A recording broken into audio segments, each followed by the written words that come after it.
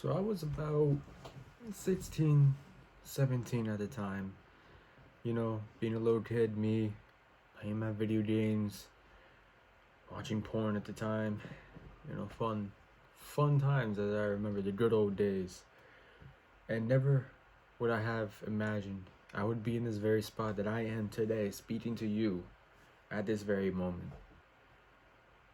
The sheer reality of me waking up as early as I do to script these videos, to make the content that I do, to do the work that I do right now is insane. That I went from like a 0 to 100 change, but it's like built over years of me working and improving myself. Self-improvement works. Like, I'm telling you, you gotta do it yourself. You gotta have a teacher to help you, to guide you, to show you the path forward, but you need to put the action in order to get to the said results that you want to be at. And this journey for me as a boy turning into a man, I'm now 22, so that was 5-6 years ago. And the amount of times that I have fucked up, that I have messed up, that I've made ultimate mistakes in my life that I wish I had never made, has allowed me to shape to who I am today. But as well, I would be a lot farther if it wasn't for those mistakes. I am grateful for them deeply. And I wish to share my insight, my knowledge, the lessons I have learned from them to you. So I hope that you don't have to indulge in the same tyranny that I had, and to prevent you not succeeding as well you should be and having regrets, because regret is the ultimate killer of life. Now, these mistakes ranged from financially, relationships, spiritually, and my health. Now, this path of self-improvement, it is a very, very big, lifelong lifestyle, literally, of just improving yourself, learning from yourself, learning for yourself, and learning to better yourself. Now, here are the mistakes that I wish to share upon you. 1, my financial mistakes. So the major financial mistake that I have said was my car. I've purchased a very expensive car under half of the amount of income that I was actually making of the car. So the car actually was worth more than I was making in 2 years at that time. So put that into a standpoint, and 2 years later, I still have it. It is still tyranny. It is still a void in my life. And the way I would have prevented it is by looking at it as an instant gratification purchase, not a purchase that is necessary, but as well learning to negotiate and learning to speak my mind to know what I'm buying, because when you know what you are buying, no one can tell you otherwise. And lastly, I wish I walked away. I wish I stood up and walked away from that purchase, because it has fucked me for a little while. It has fucked me out of 7 years of my life that this thing is tied to me through debt. That's not even real. Like, thinking about money, it's not really that, it's not real. So it's a figment of my imagination, and feels like, but it's there. Now, my second financial mistake is not learning about money. It's not learning how money works, how debt works, what money actually is, and as well, how to manage it, how to earn it, and how to spend it correctly. So money is a very crucial topic. It is because we overcomplicate money on what it actually is. It is just debt. It is an imaginary thing. When Nixon took off the gold standard, it became nothing. It became our figment of our imagination that we just hold a value towards. So in that, money is abundant. It is everywhere. But money is like women. When you chase a woman, what does she do? She runs away from you. You resist her. You push her away. Same thing with money. When you chase money, you push it away. When you want to go do the business just for money, you might make it, but one, you're gonna feel shitty. You're gonna be unhappy about what you're doing towards to get the money, and then once you get the money and you purchase all these awesome materialistic products, you're gonna be upset. You're gonna be depressed. It's not gonna be what it really is because you just did it for the purchase of materialistic success. That's the basic understanding of money. Debt is just a tool. Debt is a tool to put a big purchase prolonged, to use someone else's money to buy something else. In return, you can make profit out of it. You can finesse it. You can manipulate it. Like in real estate, you can manipulate money, debt, using someone else's money to purchase a house, fix it up, get the money back from them by selling it, give them the money, and you keep a profit. It's as simple as that. Now, the next category is my mistakes with relationships. Personally, I wouldn't rush into relationships with people, friends, girlfriends. I wouldn't rush into it until you have actually evolved yourself. And I would get your own value, your own beliefs together before you rush into something. Because let's say you would lose it, you have nothing. The guys that say, she left me and I have nothing, it's because they evolved their entire life around that woman. But they didn't have anything for themselves.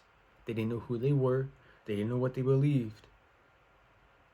And doing so, it results in resentment and hate for yourself because you don't know who you are. You're depressed at that point.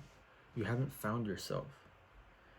And the mistakes that I have made is not learning how to treat a woman correctly. Yeah, I could be sweet to a woman, but not treat her correctly and not be a man and understanding what a man actually is, what actual masculinity is. Not this perceived masculinity online nowadays, or toxic masculinity as some feminists like to call it, some people like to call it. Now, to prevent it, learn about yourself. I would highly recommend a book called The Way of the Superior Man. It has changed how I look at relationships and how relations are meant to be and how you look at a woman. It basically described a woman to the T and how to deal with them. And that right there has changed my relationship with my woman right now. It has changed the direction that it was originally on into a better, more fulfilled, more enlightened spiritual relationship. It has improved both of us, our feelings, and everything about it.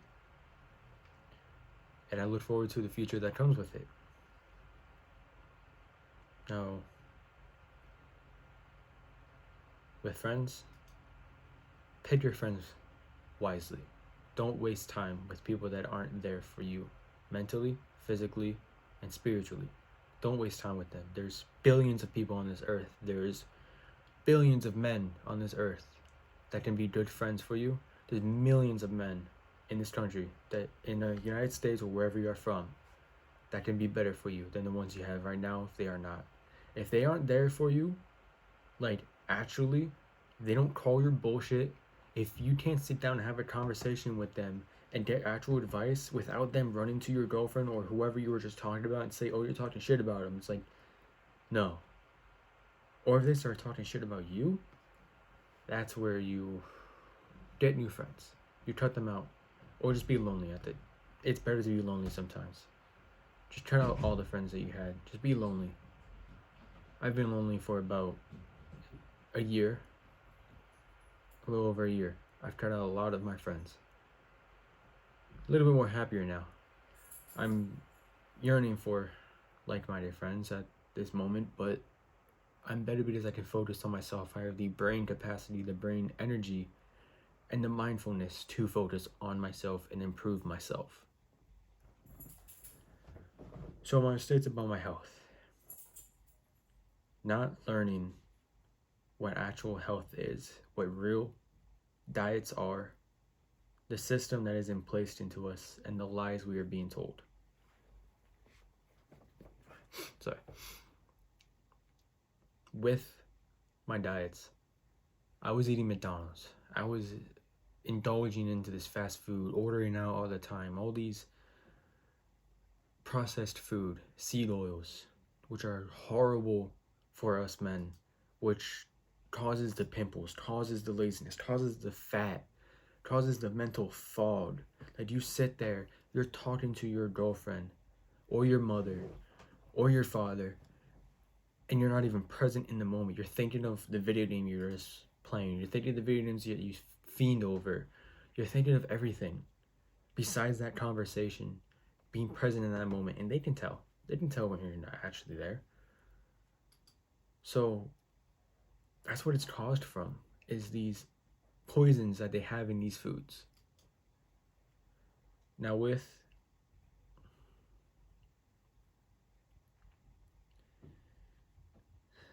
wish I knew this sooner. The lack of vitamins, the lack of life that you can have. I've been finding new diets and stuff. There's this new diet I want to try eventually. But I would say cut out most carbs. You don't need carbs as much as you think you do. You don't need 400 carbs as some apps and things tell you. You don't need 400 grams of carbs. I would say at most is like 100 to 120 depending on your weight and your goal. You don't need that much carbs. Now to prevent this, I would personally buy grass-fed, organic, natural foods. It's going to be a little more expensive, but it's worth it in the long run. It's not that much expensive when you pick and choose which things you want to go with organic, and you just cut out some of the spending of the junk food. You cut out some subscriptions you have. You'll be able to afford it a lot more than you think, because you're wasting your money and time on a lot of stupid shit.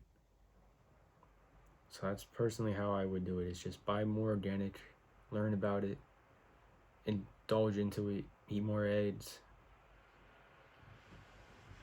and just improve your health so much better. Go to the gym, be more fit, work out a lot more than you think, work out harder, not really a lot more, work out harder, work more intensely to be a better man.